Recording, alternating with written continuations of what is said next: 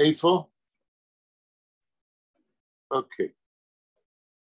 אנחנו מתחילים להקליט את הפגישה האינטראקטיבית שלנו, של קבוצת הלימוד Learn Yiddish and Yiddish Literature Online, פגישה, לא תאמינו, מספר 101. 201. סליחה, טעיתי. פגישה אינטראקטיבית מספר 201. זוהי השנה השלישית שקבוצת הלימוד שלנו נפגשת פעמיים בשבוע בימי שני וחמישי, כל פעם לשעה וחצי, וכיום אנחנו באמצע קריאת הסיפור של חיים גראדה זיידס און-אייניקלך. מסביב לסיפור הזה, שאנחנו קוראים כל פעם כמה שורות, 10-15 שורות כל פעם, אני בניתי סדרה של דיונים ופגישות ושיחות לגבי ירידת הדורות מסבים דרך הבנים של הסבים ועד לנכדים, גם בימינו. מכיוון שאני טוען שהסיפור של חיים גראדה, זיידס און-אייניקלך, שהוא סיפור ארוך, יש בו נדמה לי לפחות 36 עמודים, אם לא יותר, ואנחנו נמצאים בעמוד 28. תוך כדי שאנחנו קוראים את הסיפור ביידיש, אנחנו לומדים יידיש בצורה מעמיקה יותר, וגם מנתחים את הסיפור מבחינה ספרותית. אבל אני כאילו סוטה כל פעם לנושאים קשורים לגבי ימינו, ומדבר על הרלוונטיות של הסיפור של גראדה לגבי ספרות יידיש בכלל, ולגבי המצב של הזהות היהודית בימינו. ובמסגרת הכאילו דיגרסיה הזאת, שהיא אומנם דיגרסיה, אבל בהחלט קשורה לאופן איך שגראדה מסתכל על הזהות היהודית ההולכת ומתקלקלת במאה ה-20 בעם היהודי, אני הקדשתי, נדמה לי בפגישה האחרונה, 1.5 שעות לטרילוגיה של שלום אש, פטרבורג, ורשה, מוסקבה. 3 כרכים ששלום אש בנה כטרילוגיה, איפה שיש דמויות שעוברות מכרך לכרך ועוברות טרנספורמציות לאורך ההיסטוריה של העם היהודי, ועל זה אני ארצה להתחיל היום לסכם כדי למקם, to localize, את הטרילוגיה של שלום אש במסגרת ההיסטוריה של ספרות יידיש. השאלה שאני רוצה לענות עליה היא, על איזה תקופה שלום אש מדבר בשלושת הכרכים האלה. עכשיו, באופן החלטי אני אומר, ברומן פטרבורג הראשון בטרילוגיה, שלום אש מדבר על יהדות רוסיה בעיר פטרבורג בסוף המאה ה-19 והתחלת המאה ה-20. ברומן ורשה, הכרך השני, גראדה מדבר על יהודי פולין בוורשה, בהתחלת המאה ה-20, עד אחרי המהפכה הרוסית הראשונה ב-1905. בשני הכרכים האלה אנחנו עדיין ברומן ששלום אש מספר על תולדות יהודי רוסיה ופולין בסוף המאה ה-19 והתחלת המאה ה-20. ברומן השלישי, מוסקבה, שלום אש מדבר על תקופת המהפכה הרוסית ב-1917. זאת אומרת שהטרילוגיה הזאת, פטרבורג, ורשה, מוסקבה, זהו ניסיון מוצלח ביותר לדעתי של שלום אש, לתאר את תולדות יהודי רוסיה ופולין עד למלחמת העולם הראשונה.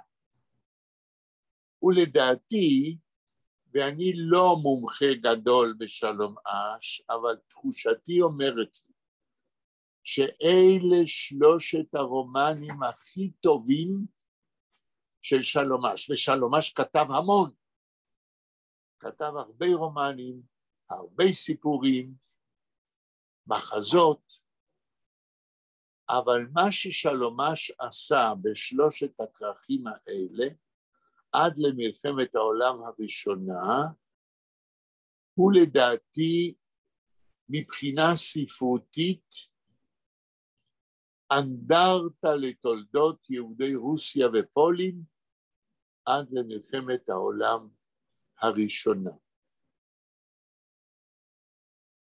עכשיו אני מתלבט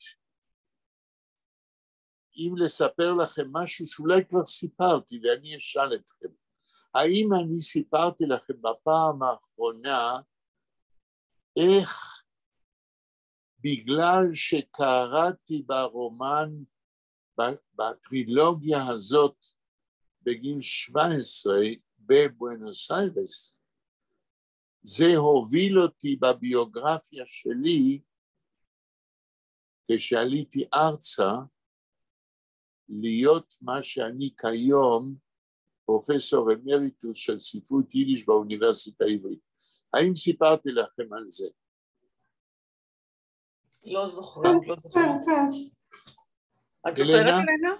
אתה סיפרת. מה סיפרתי? מה את זוכרת, אלנה? שאני חושבת שבחינה הראשונה שלך, כן, היה בקשר עם שלום אש. מה ישנה אמרת שלי? בחינה ראשונה שלך. בחינה איפה? והייתה קשורה עם שלום אש. כן, ומה עוד? ושקיבלת ציון גבוה, זה אני זוכרת גם. נכון. אבל זה הסיפור שאתה מתכוון אליו? זה הסיפור, אבל אני מנסה לדלות מזיכרונכם איך זה קשור לעובדה שאני כיום פרופסור אמריטוס לספרות יידיש באוניברסיטה העברית. אלנה, את זוכרת עוד משהו? איך זה קשור?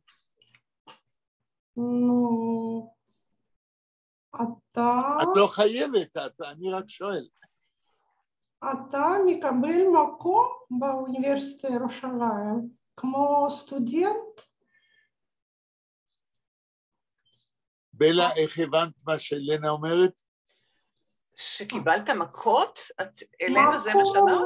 מקום. מקום. שקיבלת מקום באוניברסיטה. כמו סטודנט. אוקיי, ובלה, מה עוד את זוכרת? אני לא זוכרת, לא... טוב, אז הפרטים האלה שלא עלו, אני אגיד אותם בקצרה, מכיוון שאני רוצה לתת את הקרדיט לשלום אש, בגלל רגש אשמה שלי כלפיו.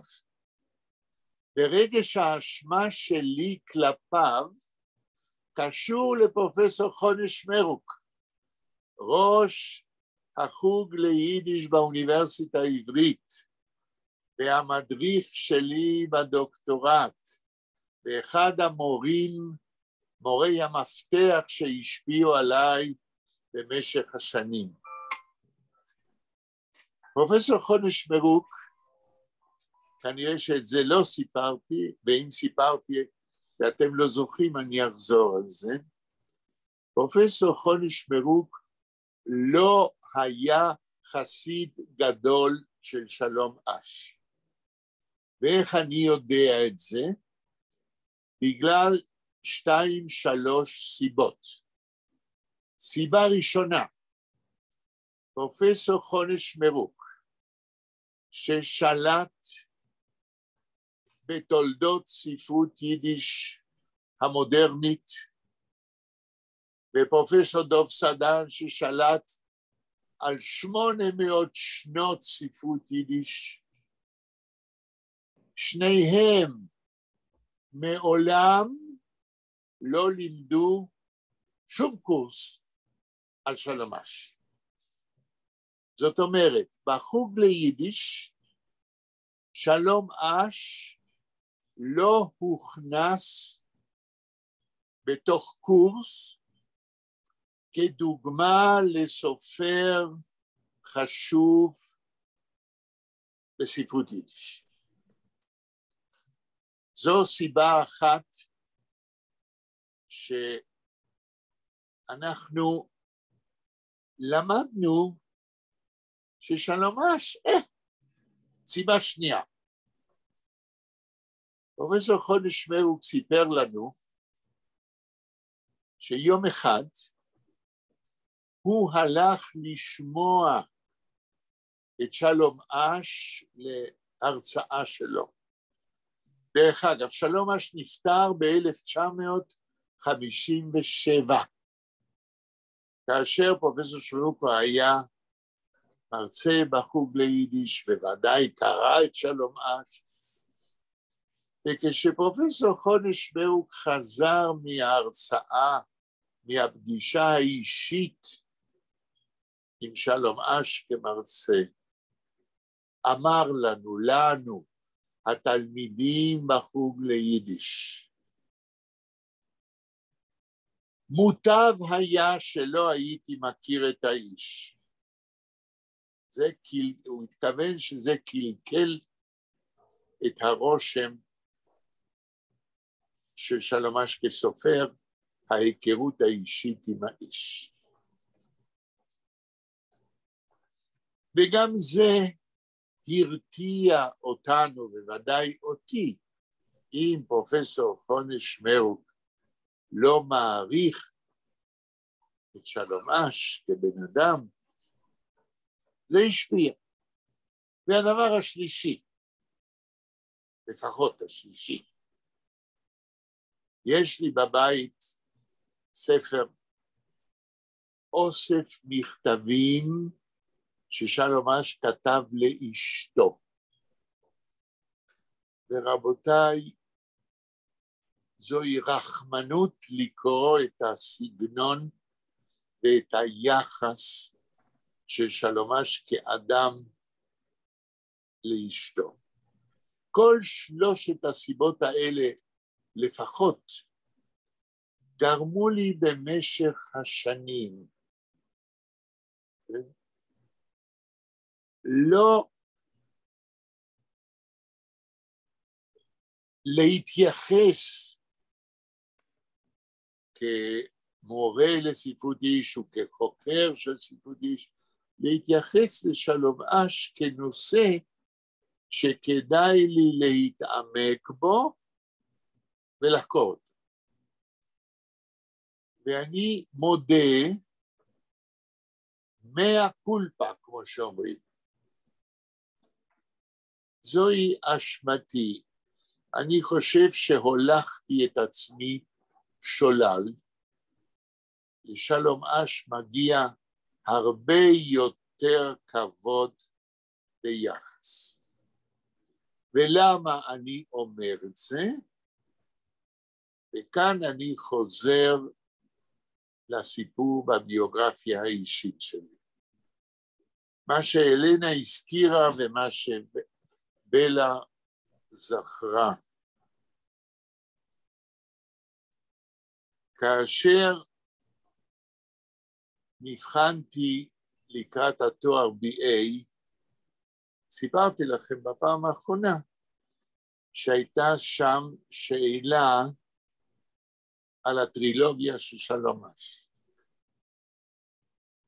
ומכיוון שבלחץ בחינות BA, אז הייתי צריך באותה תקופה להיבחן בסוציולוגיה וביידיש, בחרתי לענות על השאלה על שלום אש, על שלושת הכרכים של הטרילוגיה, וכמו שאמרתי לכם, קיבלתי ציון מעולה, והכל על בסיס מה שקראתי בצעירותי, כי לא היה לי זמן להתכונן לבחינה באוניברסיטה העברית. מכיוון שכך,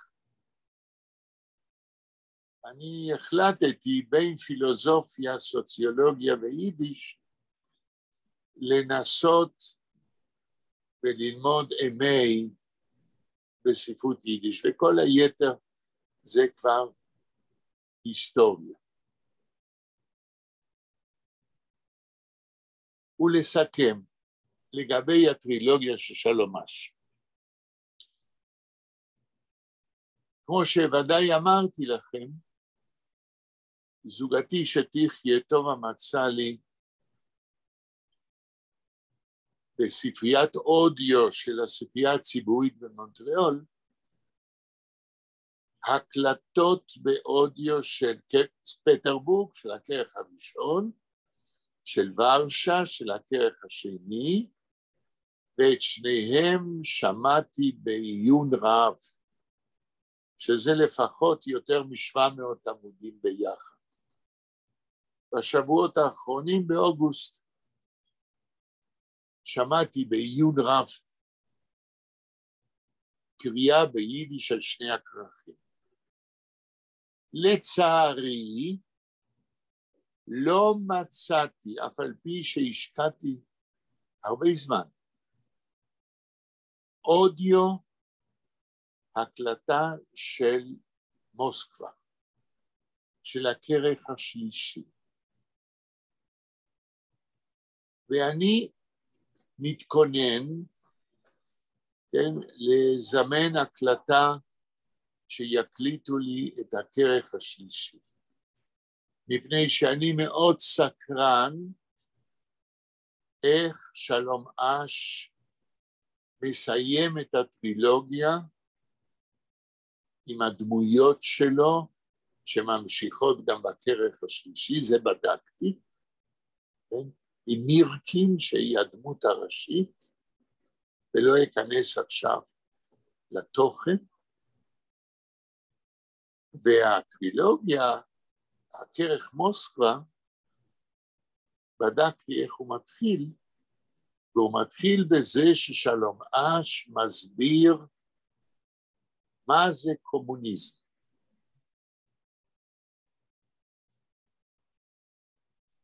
ולסיכום, מתוך הבדיקות שלי על ההדפסות השונות של הטרילוגיה, למדתי שנחוץ מחקר רציני לפני כל דיון אחר על הטרילוגיה, נחוץ מחקר רציני על ההיסטוריה של הדפסות הטרילוגיה. ומדוע? מכיוון שעד ששלום אש נפטר ב-1957, הוא כנראה בשער של שלושת הכרכים האלה, שאין ספק שאנחנו חייבים להסתכל עליהם כעל טרילוגיה, כעל שלושה כרכים הקשורים ביניהם, בגלל הדמויות שחוזרות בכרכים ותולדותיהם וההתפתחות שלהם, מתוארת בשלושת הכרכים. אבל יש דבר חשוב נוסף. שלום אש כנראה במשך חייו משנה את תת הכותרת של הטרילוגיה. בהתחלה הוא קורא לשלושת הכרכים האלה, זאת אומרת, הוא אומר פטרבורג, כן?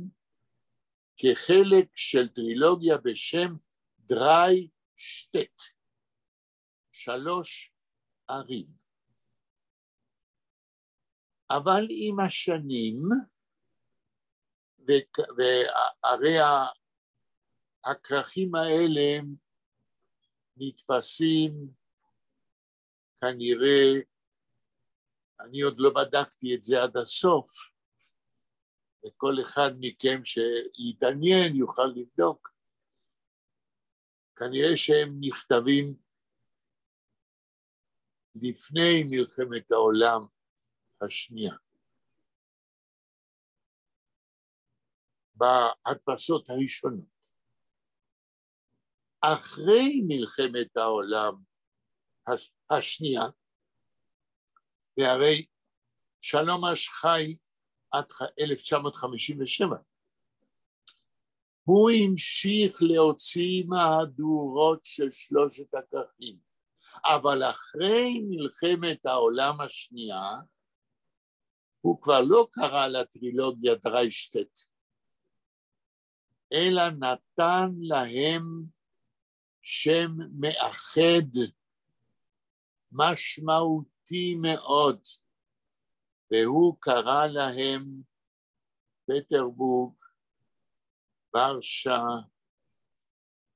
מוסקבה, כאשר הוא פרסם את זה ב-1949, אחרי מלחמת העולם השנייה, הוא קרא תת כותרת נוך דה מבל, אחרי המבול. זאת אומרת, השואה היא המבול, ושלום אש כבר לא היה יכול להתייחס לתולדות יהודי רוסיה ופולין עד למלחמת העולם הראשונה, שזה מה שהטרילוגיה הזאת מתארת, לא יכול היה להתייחס אליהם בלי להתייחס לשואה, ולכן אף על פי ששלושת הכרכים מתארים רק את תולדות יהודי רוסיה ופולין עד למלחמת העולם הראשונה, תת הכותרת ב-1949, תת הכותרת המייחדת של שלושת הכרכים היא פארן מבול. לפני המבול, פירושו לפני השואה. כיצד נראתה תולדות התרבות של יהודי רוסיה ופולין לפני השואה, ועוד יותר לפני מלחמת העולם הראשונה. הוא לא מתיימר להגיד ששלושת הכרכים דרי שטט האלה מתארים שום דבר נוסף, אלא רק עד למלחמת העולם הראשונה. ובגלל השואה הוא קורא להם פרנאו. האם מישהו רוצה לשאול או להגיד על קומנטר על מה שאמרתי עכשיו? כן. בלה, מה את אומרת? לא אומרת. לא מכירה מספיק את שלום אש, לצערי, ואני מקווה שאני בעתיד אמלא את החוסר הזה. אוקיי, כל מה שרציתי להדגיש הוא שהמחקר הביבליוגרפי של פרסום שלושת הכרכים הוא חשוב כדי שנבין, כן? שאפילו בטרילוגיה הזאת, אף על פי שהיא לא מגיעה מעבר להתחלת מלחמת העולם השנייה, הראשונה, יש גם התייחסות לשואה אצל שלום אש. ורה, מה את אומרת על מה שאמרנו עד עכשיו? אני רציתי לדעת פשוט איפה הוא היה גר באותו זמן כאשר כתב את הטרילוגיה, והאם הוא היה פעם, בואי נגיד, במוסקבה או בסנט פטרבורג אחרי המהפכה. אני מניח שלא, ואני מניח, אני לא בדקתי אז אני רק אומר השערה, הוא היה גר בפולין, אם אמנם יש כרכים מהטרילוגיה שהוא כתב לפני מלחמת העולם השנייה, ואחר כך בניו יורק. זאת אומרת, הטרילוגיה הזאת, זהו ניסיון של שלום אש, לעשות מה שאנחנו קוראים באנגלית reckoning, חשבון נפש ספרותי על תולדות יהודי רוסיה ופולין עד למלחמת העולם הראשונה, שהרי אחרי מלחמת העולם הראשונה תולדות היהודים השתנו בצורה דרסטית. הייתה הגירה לאמריקות,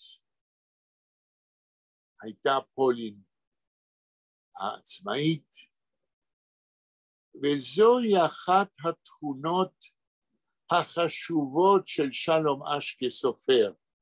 לדעתי, ולא רק לדעתי, שלום אש חשיבותו בספרות יידיש, בתולדות ספרות יידיש, היא בכך שהוא הסופר של המטמורפוזות שעברו על יהודים באירופה אחרי ההגירות שלהם לארצות אחרות. הרבה מהרומנים והסיפורים והמחזות של שלום אש מתרכזים ומתארים מה קרה ליהודים בעקבות ההגירה, בעקבות העזיבה של רוסיה וההגירה לארצות הברית, בעקבות פולין העצמאית, מה קרה לתולדות תרבות היהודים בעקבות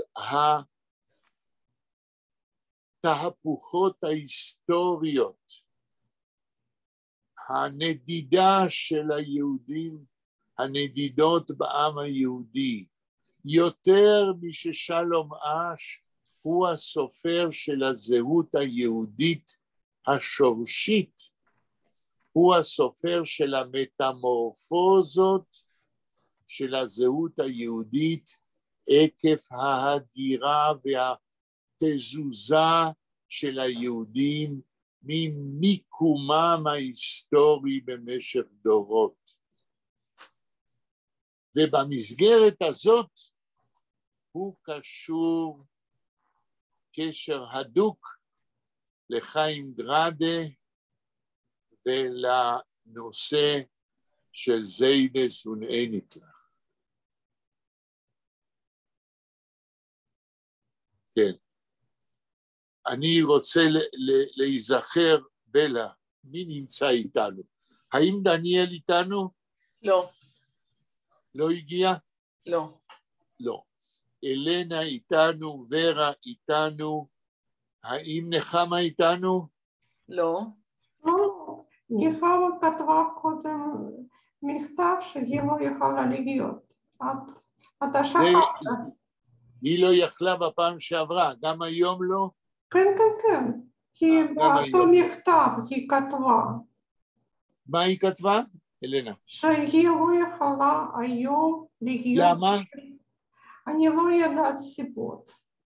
אוקיי. טוב, אז אנחנו, אלנה, ורה, בלה, רק שלושה אתם? כן. רק שלושה. אוקיי. אנחנו ניגשים לחיים גראדה, אם בלה יכולה להעלות עמוד 20, לגבי שלמה, למי שלא יודע, לשלמה יש בעיות רפואיות והוא ביקש שהיום הוא לא יוכל לבוא כי הוא בהתייעצות רפואית. אז בלה, אם את יכולה להעלות עמוד 28 של זיידס ונאניקלח. אתם רואות? היינו כבר ב-29. כן? כן, כן, כן. אז תעלי עמוד 29. אוקיי. ורה, את זוכרת איפה? כן, רק רגע, אני אגיד.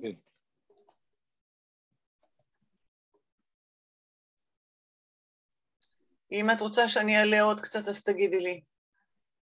רק רגע, אני אסתכל אצלי, איפה שסימנתי. 1, 2,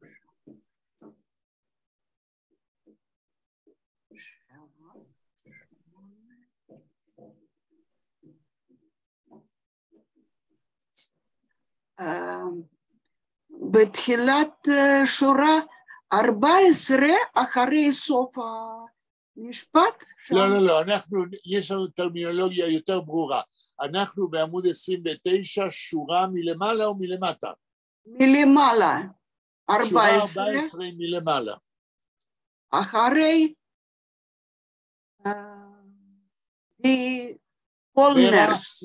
תקראי בבקשה, שורה 14 מלמעלה. Okay. Seien die Skenim auf die Fremde und euch auf die Engenen. רגע, ורה, האם התחלת לקרוא באמצע משפט? תתחילי מנקודה. לא, זה התחלה של משפט יחיאל, אבל זה לא התחלה של פסקה. זה לא התחלה של פסקה. אולי תתחילי התחלה של פסקה? אולי מצוהרן? אוקיי. ורה, תתחילי איפה שבלה מציעה. בסדר. כן. Zuhören lehnen die Megille in Klois ist gekommen a größer Ulam Atel ständig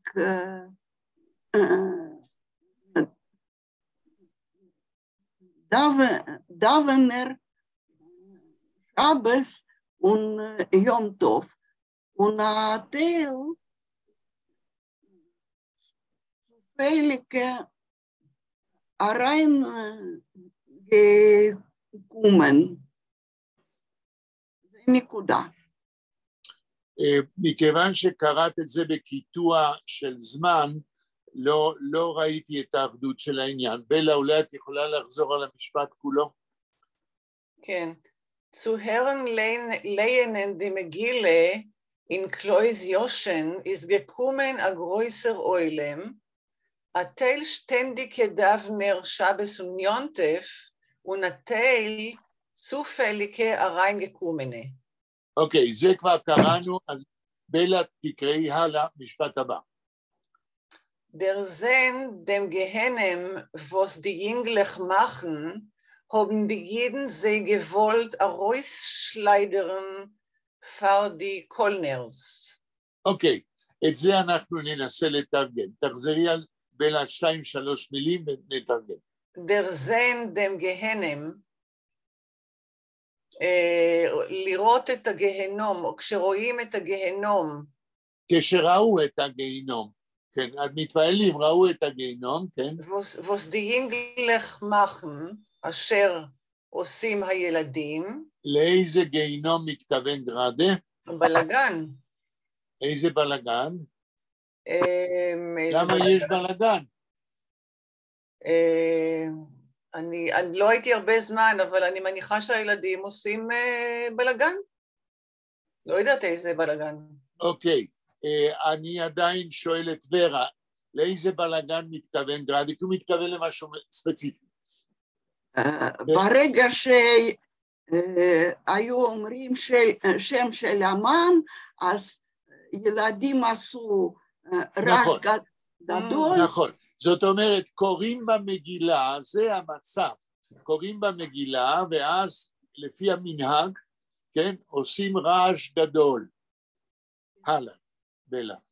אוקיי. Haben die Jiden sie gewollt herausschleudern für die Kolners. כשהם ראו את הבלגן הזה, הגיהנום שהילדים עושים, היהודים רצו לתפוס אותם, לתפוס אותם, מה זה הרוישליידן?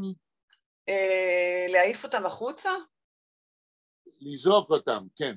כן, פרדי קולנרס, בצווארון, לתפוס אותם בצווארון נכון. ולזרוק אותם החוצה. תמשיכי הלאה, בבקשה.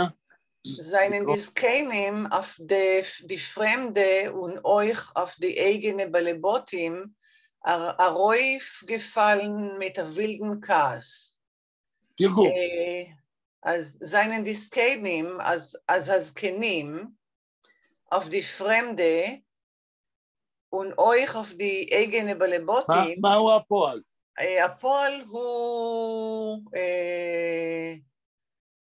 הרעיף gefallen. seinen הרעיף gefallen. נכון. כן. הם נפלו, כאילו התנפלו, לא נפלו אלא התנפלו. נכון.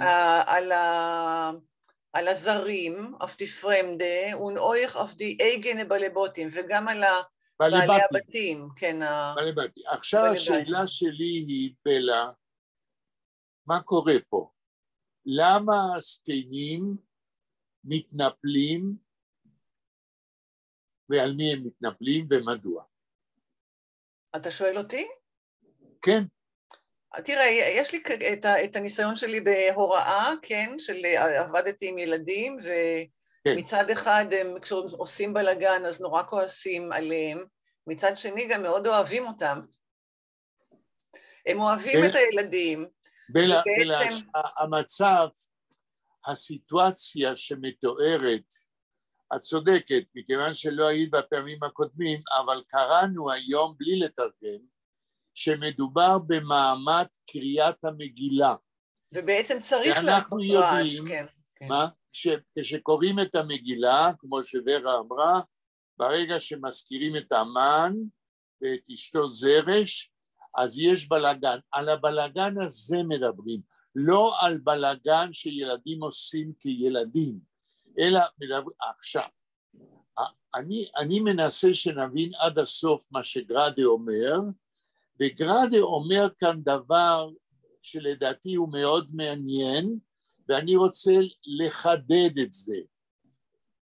כרגע כשקראת מדובר על זה שהיו כאלה בזמן הקריאה של המגילה שרצו לזרוק את הילדים בגלל הבלגן שהם עושים, והיו אחרים שכעסו על אלה שרצו מי אלה ומי אלה, מי נגד מי, ומדוע יש פה חוסר התאמה? אלה רוצים לזרוק ואלה כועסים על אלה שרוצים לזרוק. מה קורה פה? השאלה שלי היא לא לגבי יחס לילדים. כאן אנחנו מדברים על מעמד קריאת המגילה, וגראדה מדבר על כאלה שרוצים לזרוק את הילדים שמכים את המן, ועל כאלה שרוצים לזרוק את אלה שרוצים לזרוק אותם. מה פה קורה פה? אלנה, מה את אומרת? אנשים שכל הזמן מתפללים בבית כנסת, והם רוצים המנהל הזאת, אבל אנשים שנכנסו בבית כנסת בצורה מקרית להתפלל, והאנשים האלה כועסים ולא מבינים מצב. רגע, מי זה האנשים האלה? מי כועס? אנשים שנכנסו בבית כנסת רק לפורים, רק ביום טוב. כן, יפה. ההבדלה שאת עושה, אלנה, ההבדלה שאת עושה זה בכיוון הנכון. אבל את אומרת שאלה שבאים רק לפעמים בשבת, הם כועסים? כן. הם כועסים על הילדים. כן. והזקנים כועסים על אלה שכועסים על הילדים. כן. בלה, האם את מסכימה למה שאלנה אומרת? כן, כי הם מכירים את הילדים, הם כנראה לימדו אותם שזה מה שעושים כשקוראים את המגילה. נכון. כשמזכירים את השם של המן, אז הם עושים רעש ברעשנים וצועקים. נכון. עכשיו, אלה שבאים בימים טובים ושבתות, וכאלה שהגיעו במקרה לשמוע את המגילה, זה לא מתאים להם, הם רגילים לשקט של הבית כנסת. לא רק שלא מתאים להם, אלא שבשבילם להכות את המן זה לא חלק של התרבות היהודית, הם קוראים לזה בלגן. אוקיי, אז אנחנו עכשיו ירדנו לסוף דעתו של גראדה, ואני אומר, אתם צודקים, גם בלה, גם אלנה, ואני אומר שגראדה כאן נוגע בצורה מאוד עדינה, בזה שיש כבר שוני תרבותי בין יהודים שנמצאים בזמן קריאת המגילה.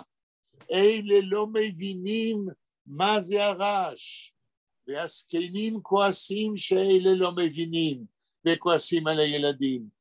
גראדה כאן מתאר כבר איזושהי, נקרא לזה וריאביליות, שוני תרבותי בין יהודים מאותו דור, והוא נוגע פה בדבר הכאוב, כן? של ירידת הדורות, של המדרון החלקלק. בלה, תמשיך. אפשר להגיד לפני זה משהו? מה? אני רוצה להגיד כמה מילים בנושא הזה. כן. זאת ורה?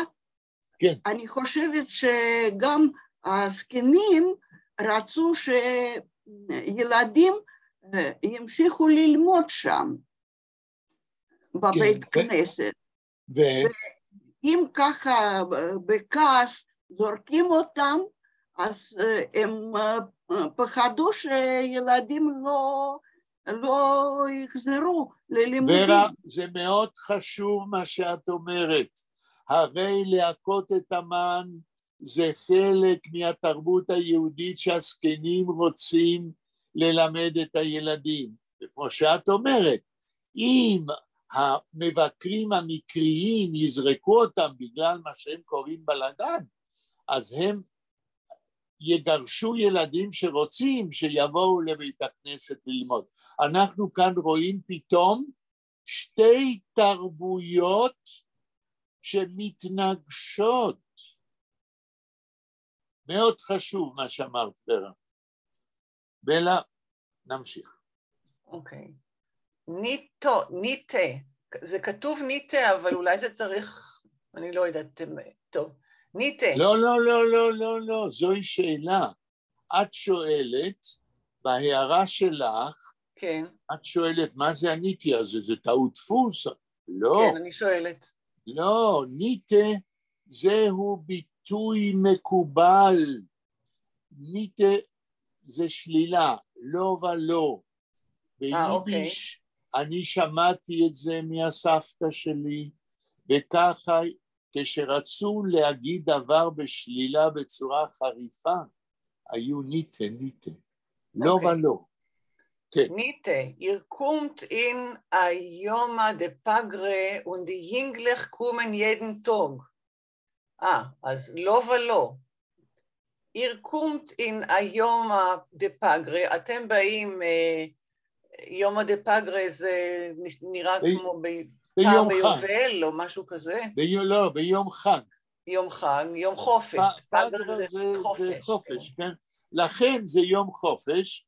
לנו זה קריאת המגילה, כן? דיינגלך קומן ידן טוג, והילדים באים כל יום, זה בדיוק מה שאת אמרת,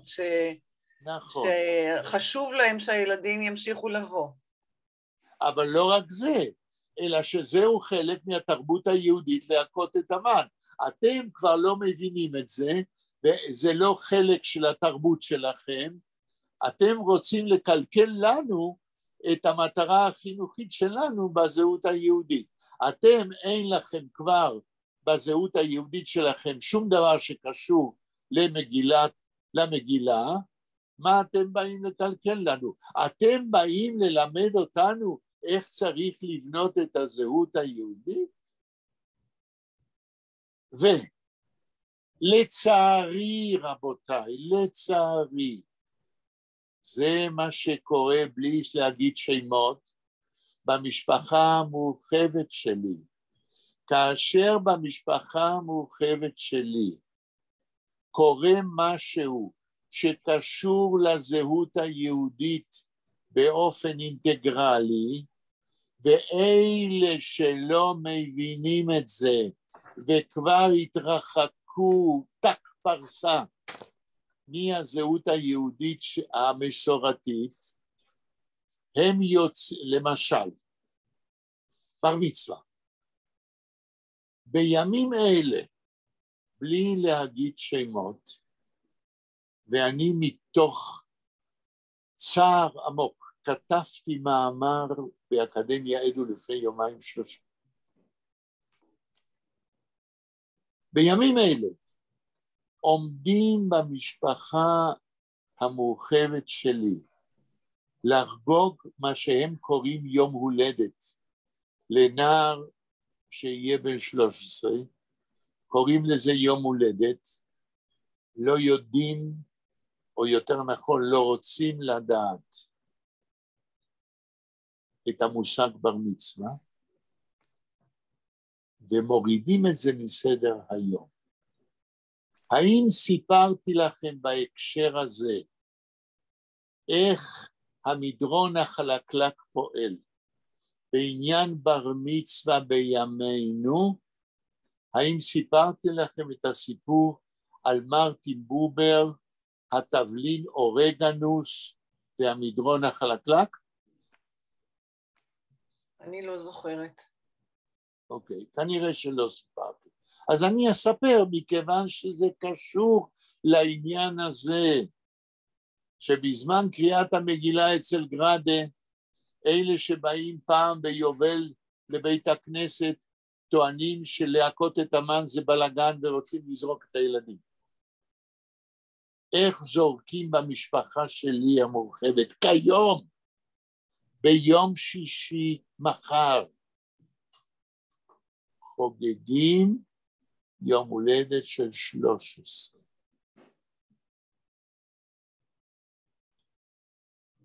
לנכד. האבא של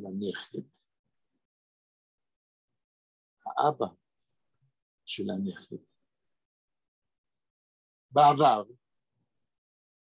בעקבות מסורת יהודית וגם משפחתית באגף אחר, האבא של הנכד, ההורים שלו, הסבים, הרגישו מחויבות לזכור לו מורה שילמד אותו לבר מצווה.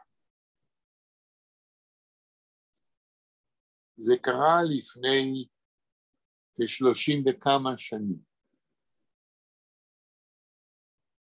ויום אחד מטלפנים אליי במבוכה ואומרים לי, הבן שלנו, שכרנו לו מורה שיכין אותו לבר מצווה. המורה ביקש ממנו כדי לעזור לו להתכונן לבר מצווה. אני מדבר על האבא של הנכד הזה שמחר חוגגים לו יום הולדת, לא מרביץ.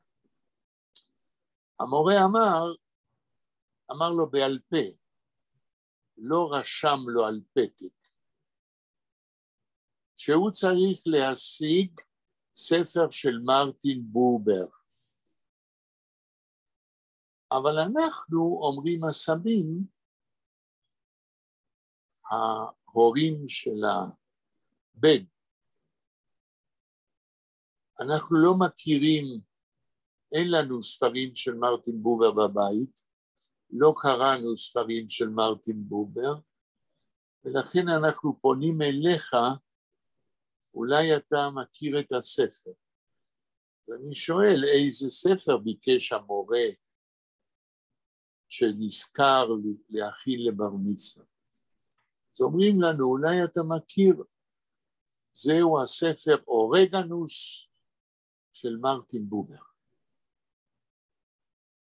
לי יש בספרייה שלי הרבה ספרים של מרטין בובר, אבל אני לא הכרתי ספר ששמו הוא כתבלין אורגנוס. חיפשתי וחשבתי,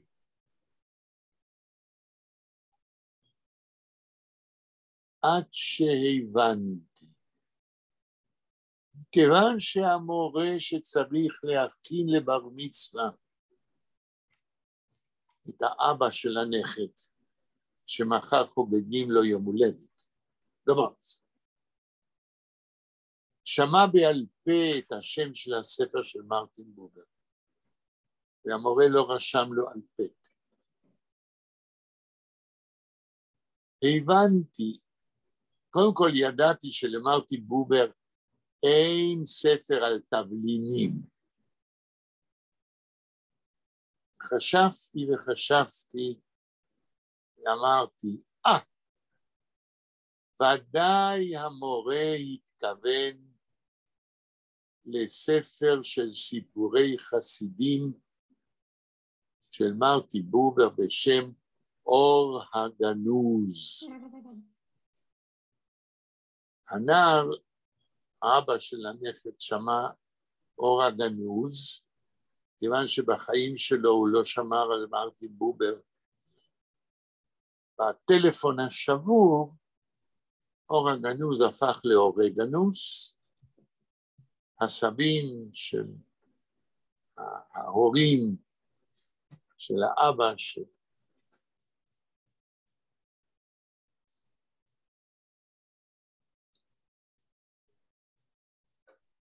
לא ידעתי אם לצחוק או לבכות.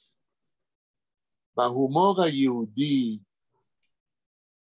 שזה ודאי חלק אינטגרלי של אנקדוטות הומוריסטיות בימינו, בהומור היהודי אנחנו צוחקים כדי לא לבכות. וזוהי דוגמה, האורגנוס הזה, להשתחקות של הזהות היהודית ולמדרון החלקלק.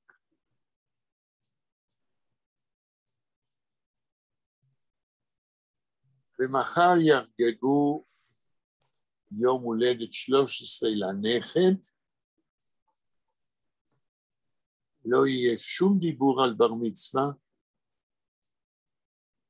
הוא גם לא ידע מה זה בר מצווה, ועל איזה מצוות מדברים.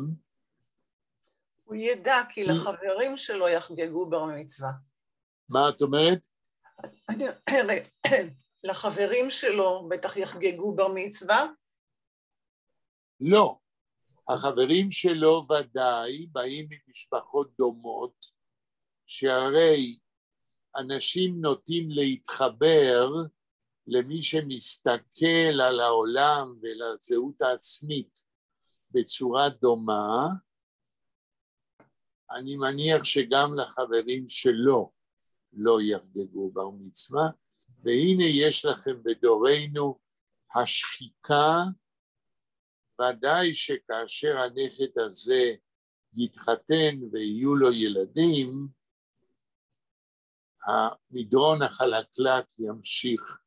אין חזרה במדרון החלקלק, אין חזרה. המשפחה לא ירושלמית. היא כן ירושלמית. כן ירושלמית? לא רק שהיא ירושלמית, אלא שלסבא אחר במשפחה הזאת, אח של הסבים האלה, יש להם 3 בנים וחגגו, אחד עוד לא הגיע לבר מצווה, לשניים הגדולים חגגו בר מצווה. זאת אומרת, במשפחה יש מסורת של חגיגת בר מצווה, אומנם במסגרת רפורמית, זה חלק של המדרון, כן? אבל לאט לאט, הרי המדרון החלקלק זה תהליך, לא בבת אחת הדברים משתחקים, אבל בסוף מגיעים לשאלה מה אנחנו עושים, אם לא בדור הזה, בדור הבא, מה אנחנו עושים בארץ ישראל או במדינת ישראל. בשביל מה הקשר שלנו עם היהדות? ובלי להגיד שמות, אמרתי לכם, באותה משפחה, אחת הסבתות אמרה לא מזמן, מה לי יהודים, מה לי יהדות, אני אשת העולם הגדול. הסימנים קיימים כבר, וזה ילך ויחמיר לדעתי. אני אומר את זה בצער רב, מכיוון שאני כהיסטוריון חובב רואה את השחיקה בזהות היהודית, שתביא להתנכרות, לאלייניישן גמורה בדורות הבאים. מי שמתרחק מקיום מצוות, אף יהודי לא מקיים תרי"ג מצוות, 613 מצוות, אבל מי שמתרחק מההבנה ומהמוטיבציה למה בזהות היהודית צריך לקיים מצוות יום יום, לא יגיע רחוק. מישהו רוצה להגיד משהו לפני שאנחנו ממשיכים? יש לי רעיון למתנה ליום הולדת, לנער היום הולדת. אוי, זה את תעזרי לי מאוד, מכיוון שאני נורא מתלבט, כן, האם לתת מתנה ברוח המדרון החלקלק, ללא כל קשר לבר מצווה, שממילא לא יבינו מה זה. בואי תגידי בלה, מה הרעיון? אור הגנוז. אני לא, זה רעיון לא רע, אבל אני אפילו לא בטוח. אני לא חקרתי. האם באמת השיגו לו את הספר, והאם לצורך כשאבא התכונן לבר מצווה, קראו בסיפורי חסידים,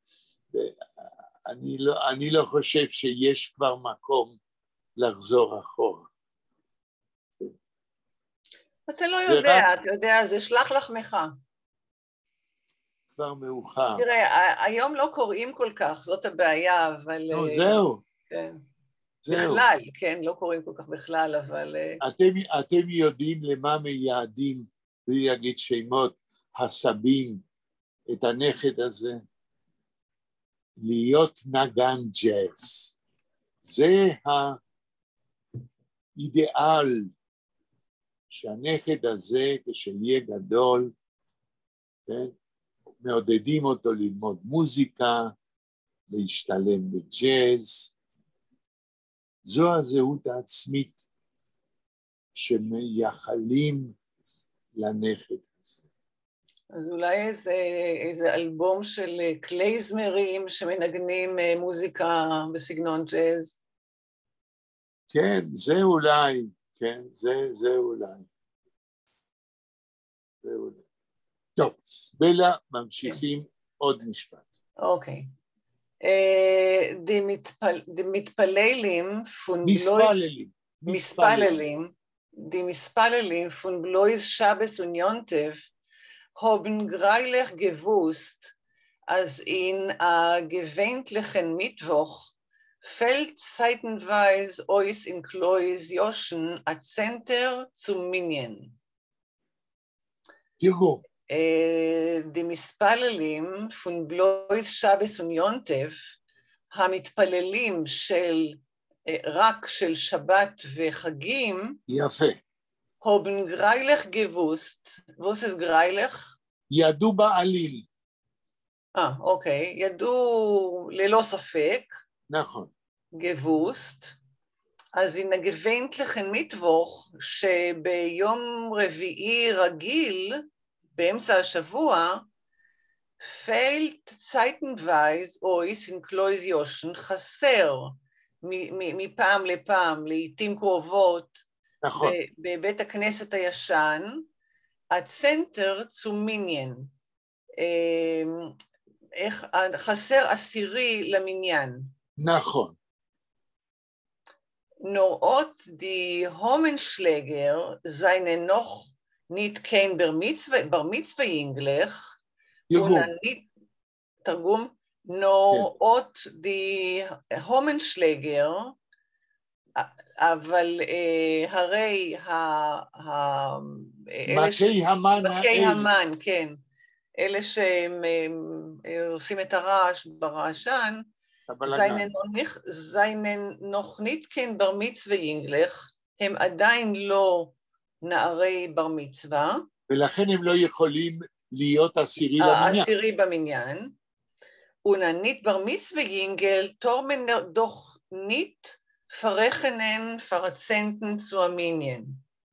אז ואת הנער שהוא עדיין לא היה לו בר מצווה, לא יכולים לקחת אותו בחשבון לעשירי בשביל מניין. מנמג. איך? מנמג. היידיש יינגלה מתחומש אין דר הנד, מגמן בשעת הדחק פרחנן עד סנטן צו המניין. אופה, יש פה איזה פסיקה הלכתית שלא ידעתי. כן, רגע, אז כן. אפילו wenn Jingele ist noch weit zu Bar Mitzvah, haben die Skenim geentfert. תראו. מנמג, אפשר. היידיש יינגלה מתחומש אין דר הנד, ילד יהודי עם חומש, עם ספר תורה ביד, מגמן בשעת הדחק, אפשר כאשר שעת הדחק, זאת אומרת שאין ברירה, כן. פרחנן הצנטן צו המניין. אפשר להחשיב אותו, לחשב אותו עשירי למניין, אפילו wenn Jingele ist noch weit zu בר מצווה. אפילו כאשר הילד עוד רחוק מבר מצווה, haben die Skenim geentfert, ענו הזקנים. זהו, אז זה דעתם של הזקנים. אני לא בטוח אם לפי ההלכה זה נכון. אינני יודע, כן? ומעניין אותי אם זה נכון או לא. אבל זה נקודת המחלוקת, כן? אז האלה שבאים בשבת ובימים טובים, הם אומרים, תשמעו, אתם צריכים להתחשב בנו, אחרת לא יהיה לכם עשירי למניין. כאילו... לא, זה לא הטענה. אני חושב שאנחנו פה באמצע הטיעון. בואי תמשיך לקרוא, נראה בסוף. אוקיי. Auf morgen bei Tag haben die Melamdim geteilt seine Talmidim große Homentaschen verschlachemונס. שלחמון. אצלנו היום אומרים שלחמונס. באמת? שלחמונס. אוקיי. Und sei euch erzählt die schöne Meises von Targum Sheni auf Megillas Esther. כן. auf morgen bei Tag, למחרת היום. לא, בטוג אחרי הצהריים. בטוג זה אחרי הצהריים? כן. אוקיי. haben die המלמדים geteilt seine תלמידים große Homentaschen, חילקו המלמדים לתלמידים שלהם אוזני המן גדולים, פרשלחמונס, בתור משלוח מנות, und sie euch erzählt die schöne Meises von Targum Sheni auf Megillas Esther. וגם סיפרו להם את המעשיות היפות, את הסיפורים היפים, של התרגום השני של מגילת אסתר, שאני לא יודעת מה זה. אוקיי, תרגום שני, אם את יכולה לבדוק לרגע, נדמה שזה תרגום אונקלוס, אני לא בטוח. אפשר לבדוק אם את כותבת תרגום שני? אני אסתכל בטלפון, כי אני... כן. כי אנחנו רוצים להבין כל דבר, לא מדלגים על דברים שלא מבינים. תרגום שני של מגילת אסתר? כן.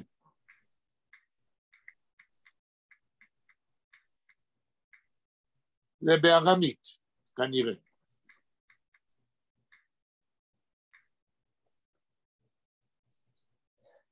אוקיי.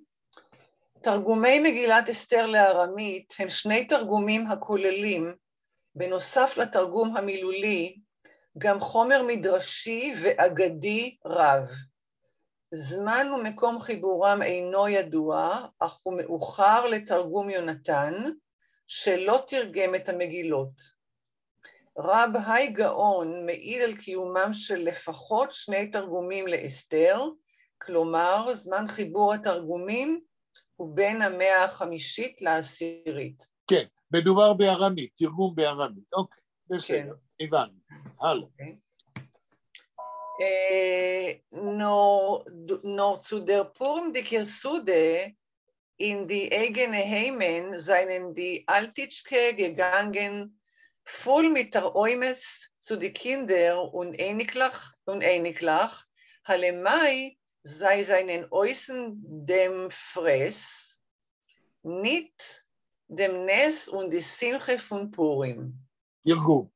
יש לנו שוב המדרון החלקלק, בואי נראה.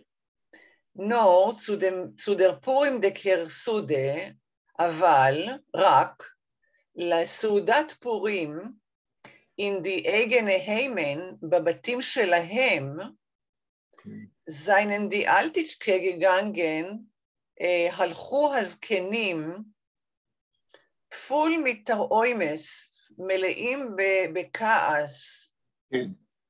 zu die מדוע? Kinder und Einiglach, לילדים שלהם ולנכדים שלהם, של הזקנים, הלמאי seinen Äußern dem Fress, זין אויסן, זין אויסן זה להתכוון, להתכוון, אויסן זין, להתכוון. להתכוון? כוונה? כן. אוקיי. שם הבנים והנכדים מתכוונים במפרס, את הם מתכוונים לזלילה, nicht dem Nest und die Simche von פורים. הם לא, כאילו, סעודת פורים היא בשבילהם האוכל, כן? בדיוק. הזלילה. רבותיי. ולא הנס והשמחה. פה גרדה מכניס מסמר נוסף למדרון החלקלק. העניין של העדפת האוכל, וגרדה לא אומר אוכל, הוא לא אומר דם אסן, הוא אומר דם פרס, הוא לא בחר סתם. למה הוא משתמש במילה פרס? בלה. כי זה מילה נחותה, זה כמו בעלי חיים שאוכלים, זה זלילה, זה לא... זוהי הזלילה, כן. הפרס זוהי הזלילה. כן, משהו חזירי תראו, קצת, משהו... בדיוק. עכשיו תראו, אני מודה, אני מתוודה, בלי שמות, שאחד הדברים שמדכאים אותי עד דק, שמצערים אותי יום יום ושעה שעה, בפגישות המשפחתיות שלי, בלי להגיד שמות, זה ש80%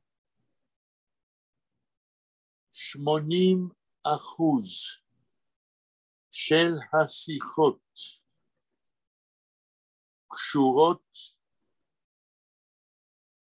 לפרס, למסעדות, לאוכל, לעיכול, מסביב לשולחן. אני לא יודע ואני אשאל אתכם, האם גם אתם בפגישות משפחתיות מודעים לזה, אם זה קורה, שמדברים יותר מדי על אוכל ופחות מדי על עניינים אחרים? אלנה. אלנה? אלנה שומעת?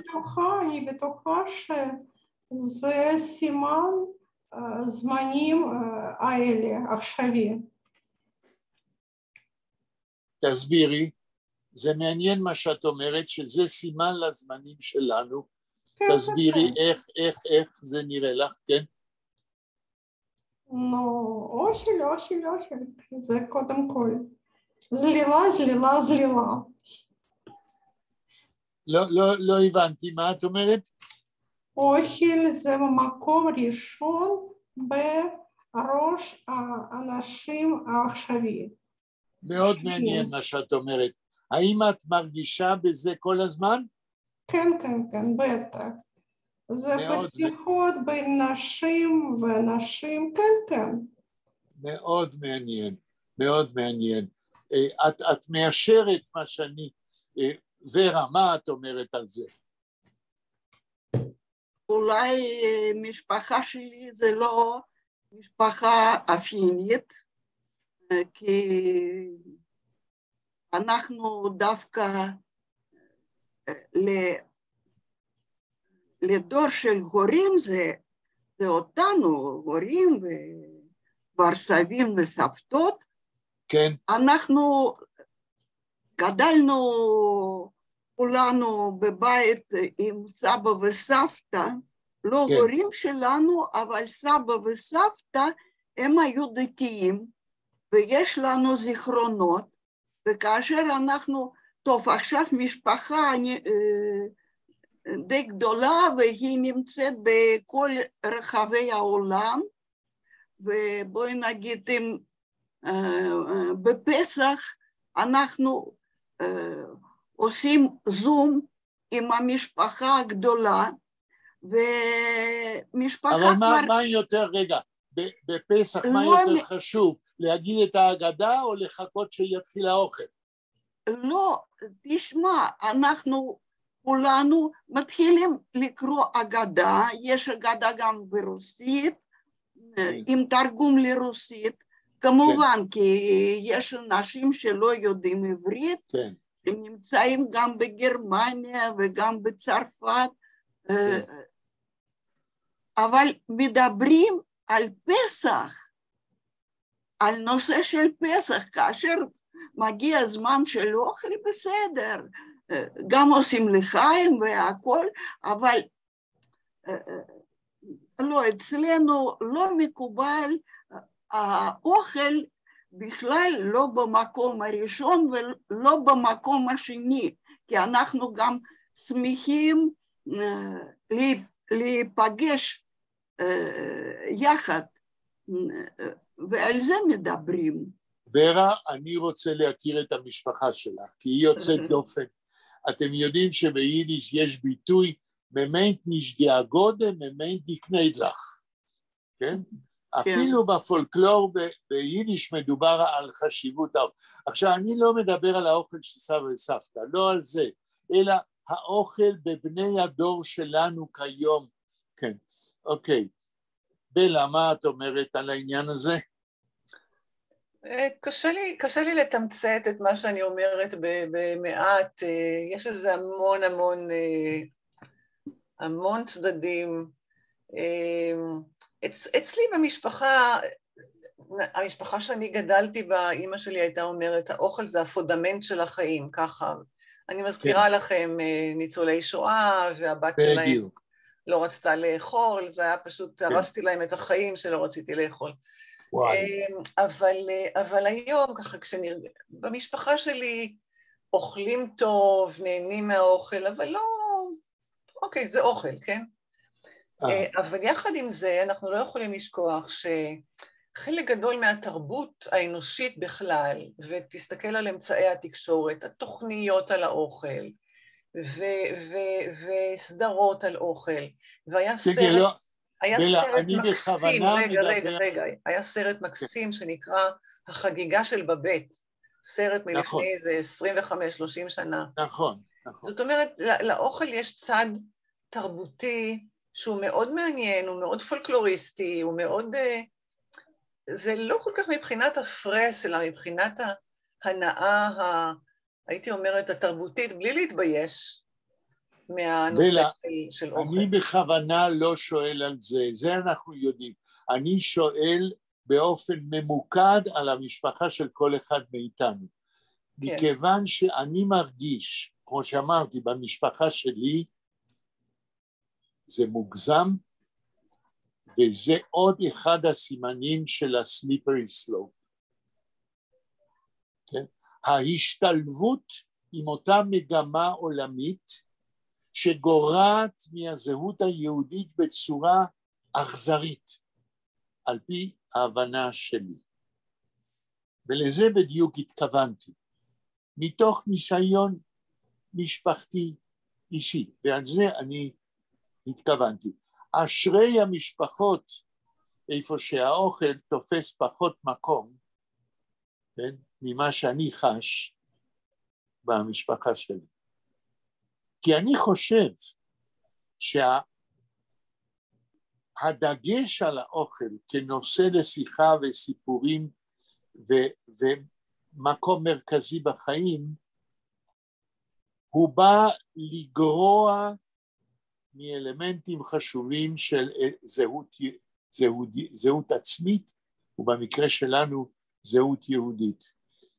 אני כרגע לא רוצה להיכנס לנתח את העניין, אני חושב שהנושא הזה, הקשר בין מרכזיותו של אוכל והזנחה של הזהות העצמית והזהות היהודית, זה נושא מרתק, שלא כרגע יש לנו זמן להיכנס אליו, אבל אני משער שזה נושא מעניין וחשוב.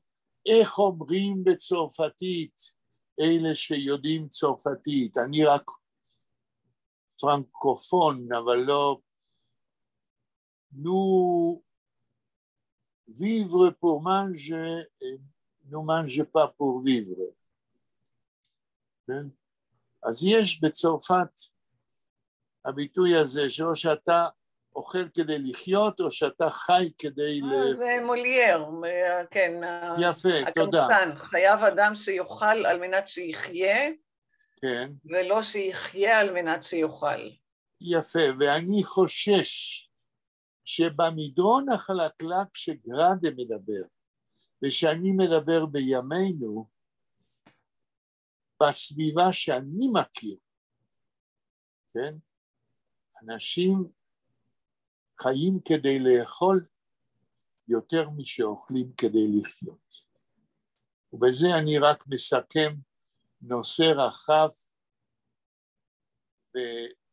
שהיה צריך אולי לנתח אותו יותר. בלה, יש לנו עוד זמן? יש לנו עוד 8 דקות.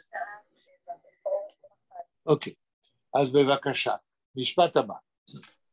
Aber sind noch Purim, wenn der Frost und Genommen noch losen, seien die Talmidim bislechweise zurückweg in die tumliche Geslech. Aber sind noch Purim, אבל מיד אחרי פורים, sind, מאז. מאז אחרי פורים, wenn der Frost hat genommen noch losen, כאשר הכפור החל להינמס, כן. seien die Talmidim bislechweise zurückweg in die tumliche Geslech. התלמידים לאט לאט חזרו ושבו לרחובות הסוענים, הרועשים. הרי הם הגיעו לבית כנסת בגלל החימום, בגלל נכון, והפסיקו לבוא לבית המדרש, כן. Was Lichtiger die Sonne hat herausgescheint von die zerrissene große Wolkens, als ruhiger und verummerter seinen geworden des Kennen. Was Lichtiger die Sonne hat herausgescheint, יותר ככל שהשמש זרחה, האירה וזרחה יותר, von der zerrissene große Wolkens, מהקרעים שבין העננים האפורים, יפה. als ruhiger, יותר חסרי נחת, חסרי מנוחה, verummerter, עצובים יותר. עצובים, seinen geworden des Kenim, נעשו הזקנים. Sie seien gesessen bei die blank-weiße heiße Kachles von geheizten Oven, herausgeguckt in Dreußen und sich gewundert, wie gier die Zappens Eis zerschmelzen sich, noch gicher, wie es zergeht der Wachs von Havdolelicht. Sei seinen gesessen bei die blank-weiße heiße Kachles, הם ישבו ליד העריכים הלבנים. על יד העריכים הלבנים של התנור החם. כן. הרויסגקוקט in Dreußen הסתכלו החוצה und sich gewundert והתפלאו, wogich die Zappenseis zerschmelzen sich, והתפלאו איך הצפנס, מה זה? כנראה שהכוונה היא איך שהערימות קרח? ערימות הקרח, כן. כמה מהר ערימות הקרח schmelzen sich נמסים, noch gicher wie es zergeht der Wachs von Havdolelicht. יותר מהר מאשר נמס הדונג של נר הבדלה. כן. Was das Kapet trifft und tropft über die Scheiben. wie das Kapet. מה זה קפט? קפט נופל טיפות טיפות. כיצד זה מטפטף? הקור הזה, כן? הקרח שנמס. הקרח, כן. ואיך הוא מטפטף? זה הכל מטפטף. טריפט und בנוזל, כן, בנוזל. איבר די שוידן, על הזכוכית. איך זה נוזל על הזכוכית? הזכוכיות. זה נור די בליצניש und finklenisch תראה רק את הבליצניש, מה זה ברק? רם? כן, את הברק, כן. הברק ופינקלניש, והברק והרעם, כן. והניצוצים, הנצנוצים. הניצוצות. Wassertropfen leuchten in Sonnenstrahlen und Sonnenstrahlen spiegeln sich in Wassertropfen. איזה תיאור יפה. מאוד, מאוד, כן. Wassertropfen, טיפות המים, leuchten, מאירות. נכון. מאירות את קרני השמש, וקרני השמש שפיגלן זיך עם וסנטרופן, קרני השמש משתקפות. משחקות, משתקפות, כן, משתקפות בטיפות המים. Jede Weile hat in der Heich offendach etwas Knackgeton und eine Kuppe Schnee hat sich herabgeschossen vorbei die Fenster mit a Geruder und Freilichkeit wie der Schnee wollte sich kaum der Wart herabzufallen. זה תיאור ריאליסטי וגם עם צלילים. כן. כן. Jede Weile hat in der Heich offendach, כל פעם או מדי פעם, כל רגע, כן. כל רגע, כל רגע. hat in der Heich offendach, היה למעלה על הגג, אפס הקנק גטון, כאילו נשמע איזה קול כזה, קול שבירה. קול שבירה, ונקו בשני וערימת שלג, hat sich herabgeschossen, נשפחה למטה, מדרך החלון, mit a Geruder und Freilichkeit, מה זה גרודר? עם רעש, גרודר זה רעש. עם רעש ושמחה. נכון. וידר שני וול sich kaum der Wart herabzufallen. כאילו השלג בקושי יחזיק מעמד מליפול. בואי נעצור כאן. כן, זה כבר זמן. תיאור נורא יפה. תיאור נורא יפה, והוא גם תיאור שהייתי אומר תיאור אלגי ועצוב, מה שיקרה עכשיו עם הנכדים שכבר לא יבואו לבית המדרש. עם הילדים, כן. בלתי רגיל, ותראו, זה סיפור נוגע ללב, ממש נוגע ללב.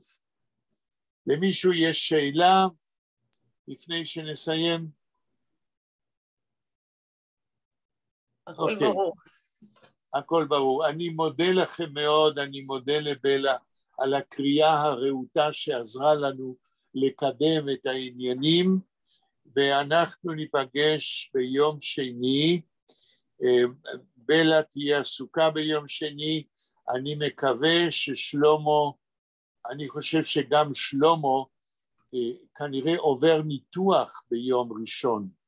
אני אפנה לאפרים ברקוביץ' ואבקש ממנו שביום שני יפתח את הפגישה. אז תודה רבה לכם, להתראות ביום שני. שבס אלמין. להתראות. תודה רבה, ונגות שבס. תודה רבה לכם, שבת שלום. תודה רבה. עד שלום. רגע, אני רק אעשה סטופ כן, תודה בלה. לרקורדינג. רגע.